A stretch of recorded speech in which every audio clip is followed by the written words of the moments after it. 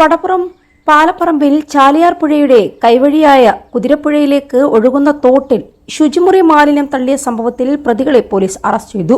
മാലിന്യം കൊണ്ടുവന്ന tanker lorry ഉടമ മഞ്ചേരി രാമൻകുളം സ്വദേശി പൂളക്കുന്നൻ ഷാജഹാൻ, വളക്കൂർ മഞ്ഞപ്പറ്റ സ്വദേശികളായ ചെങ്ങരായി മുഹമ്മദ് നിഷാദ്, തേനേമൂച്ചി മുഹമ്മദ് ഷാഹിർ എന്നിവരെയാണ് CI സുനിൽ പുളിക്കലിന്റെ നേതൃത്വത്തിൽ അറസ്റ്റ് ചെയ്തത്.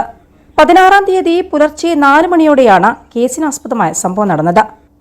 ടാങ്കർ ലോറിയിലെത്തിച്ച ശുചിമുറി മാലിന്യം പ്രദേശവാസികൾ കുടിക്കാനും കുളിക്കാനും ഉപയോഗിക്കുന്ന തോട്ടിലേക്ക് മോട്ടോർ ഉപയോഗിച്ച് പമ്പ് ചെയ്യുകയായിരുന്നു. ദുർഗന്ധം കാരണം ആളുകൾക്ക് വഴി നടക്കാൻ പറ്റാത്ത അവസ്ഥയായിരുന്നു.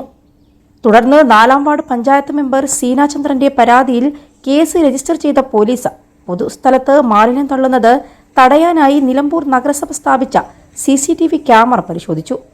സമാന കുറ്റകൃത്യത്തിൽ ഉൾപ്പെട്ടവരെ കേന്ദ്രീകരിച്ചു നടത്തിയ അന്വേഷണത്തിലാണ് പ്രതികളെക്കുറിച്ച് സൂചന ലഭിച്ചത്.